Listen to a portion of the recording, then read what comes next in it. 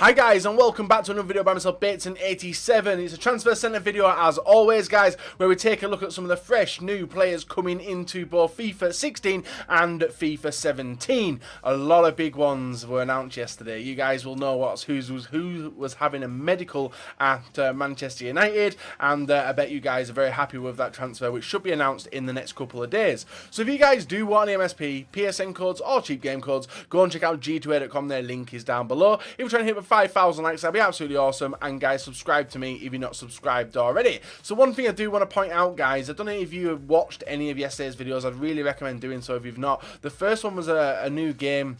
It's not even a new game, it's a new game to me, and it is FIFA Online free. We took a quick look at it, and I recommend you guys go and check that out. And the second video was potential 9 new legends coming to FIFA 17 Ultimate Team, which were announced by EA Sports, but the FIFA Online free department announced them, and they are some super fucking legends as well. So if you guys haven't seen either of them 2 videos, I will leave some possibly grabs on the screen now so you guys can check them out, or towards the end of the video actually. I'll do them at the end of the video so you guys can go and watch them there. So we are doing transfers today. Sorry for the long intro as always, but the first one, guys, is Romelu Lukaku. 3 years left in his contract, heavily linked with a move to Chelsea, which is his old team, but it's looking like Everton are about to step it up and offer him a lucrative deal to keep him at the club. Now, one of the things Lukaku did state when he wanted to leave Everton was he wanted Champions League football. That he would not get at Chelsea, maybe for 1 season, maybe for 2 seasons if they do have another bad run like they did last year. But Lukaku, let me know where you guys think he's going to be ending up towards the end of the transfer window. Remember, there's only 23 or 24 days left of the transfer window now, and then it shuts up shop, and that is it, done until January. The next one we got, guys, we've got 20 players to look at. We've got Frank de Boer. This isn't really a transfer, not going to change anything in game, but he has now become the manager of Inter Milan. Mancini was sacked this morning, and Frank de Boer has been lined up to replace him as the manager of Inter Milan, so interesting things coming from that. We also have Sanson. You guys may remember this card as one of the unlockable ones which you could get from the Serie A team of the season, but he's now signed for Villarreal and will be probably tearing, like, it'd be a decent one as well, especially for the hybrids. I love it when Italians and like Spanish go to the Italian leagues and stuff. It makes it fun for FIFA, as I'm a bit of a sad cunt like that. Next one we've got, guys, is Odegaard. Last one, Odegaard wanted Liverpool to come in and offer him a loan to try and bring him in, like give him playtime and stuff, which I said he probably wouldn't get at Liverpool. But now West Ham are trying their hardest to try and sign Odegaard before the end of the transfer window on a season-long loan. Would be interesting. Probably would get game time and a lot of experience around Payet as well, so it will be interesting to see what happens with Odegaard towards the end of the window. We have Isco. Now, Isco has been made surplus to Manchester United.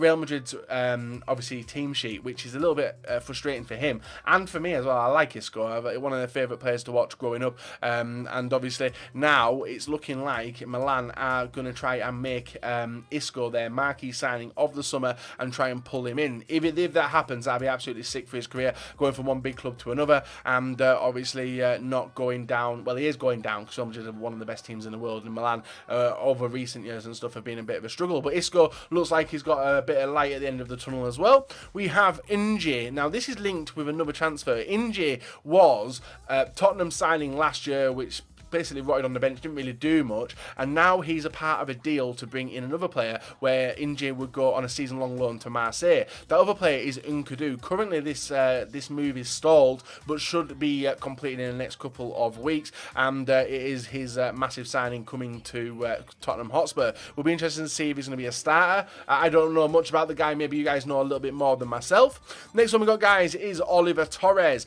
Currently gone back to, I'm going to say Atletico Madrid, could be wrong on that one. I think it is Atletico. Is it Atletico? I think it's Atletico Madrid where he is there, and Porto are looking to get him on a permanent transfer, and Porto are looking to make a lot of moves from La Liga as well, Oliver Torres being one of them. The next one we got, guys, is Asensio, where Porto have aired their interest in trying to sign Asensio from Real Madrid for a season-long loan, as he probably won't make it into the team, especially with the way the team's looking now with letting go some big players. players, but Asensio looking like he is potentially going to go on the season-long loan to Porto. Next one we got, guys, is De Poitre, a Belgian player in the Belgium League, I think, has signed for Porto today, and that is 3 in a row, guys, but this one's a confirmed signing, and it looks to be their main go-to striker now for the coming season, so solid signing there. We also have Christian Benteke. Liverpool will not accept anything less than £32.5 million to recoup the money they paid for him when they first signed him. Now, is that going to work? I can't see it working. He is a good striker, but what team's going to watch a player which hasn't really done much in the past season apart from get older, try and get the exact money they paid for Christian Benteke? Now, I don't want to see him rot in the reserves, which potentially could happen. I want to know what you guys think of this. Do you think he's going to be sold for a cheaper value, or do you think Liverpool are going to be stubborn and hold out for that 32 million which they paid for Christian Benteke? I really, really want to keep him because I reckon he could be a game changer, even though he wasn't bought to be a game changer. He was bought to be a starting striker. Next one we've got, guys, is Paul Pogba, main talking point of today. He did arrive in Manchester on an aeroplane, private jet. Manchester Airport tweeted out, I wonder who that is in the aeroplane, and it was Paul Pogba. He was then drove to the training ground to do his medical in a Chevrolet, some nice sponsorship there for them, and he's been pictured with the Manchester United women who do the laundry, if you guys have seen that. And Stormzy has just released a video with an Adidas promotion with Pogba and Stormzy in it doing a little rap. If you guys want to check that out, go and check out my Twitter, and it will be there from around 9:30 on the Monday evening. So Paul Pogba probably going to be confirmed in the next couple of days, probably today actually, and it's going to be in a fee of around £89 million, which is absolutely mental. Mixed feelings between some of the ex-Manchester United legends. A few say that he's worth it, a few say he's definitely not worth it, but it's a statement nonetheless. Manchester United are getting some big players this transfer window. But one thing about that, guys, I am glad that it's coming to an end. The Paul Pogba saga is nearly over. The next one we've got is Andre Ayew, announced by David Gold on his Twitter account that Andre Ayew is now a West Ham player. West Ham also doing work with some more players as well. We have Jesse Rodriguez signing for PSG today. Announced at PSG today, sorry, and apologies for that voice crack there. Number 22 for the coming season, and yet again, Spanish in Liga. Very good for hybrids. I'm enjoying going to be using this card, and I may even do a squad builder with him when this card does come out on Ultimate Team. We also have Samir Nasri come back from training to Manchester City, where he was made to train by himself because he returned back to Manchester City overweight, which is a big statement, and it's looking like he has been made surplus to requirements by Manchester City and Pep, and it's looking like there's 3 teams who are interested in signing him. They're Inter Milan, AC Milan, and also Roma. So I don't think he's got much time left at Manchester City. I can't see how he would fit into the team with the amount of wingers they have got now. We also have Riviere. You guys, if you're Newcastle fans, will know who this guy is. Hamburg and a few other clubs from around the world are looking to sign him from Newcastle and pull him into another league. So a decent one for the future, but still will be a low-rated card. We have Masuku, the fresh new signing for West Ham. Perfect link, potentially. Payet is a left midfield card next year. But Masuaku, don't know how to say that guy's name, has signed for West Ham from I've forgotten, Olympiacos. So they have covered that left back position. They've been rumoured to be getting a lot of them, but they have actually got a signing today of him. The next one we've got, guys, is Thomas Vermaelen. Had his medical yesterday at Roma and has been signed to Roma as of today.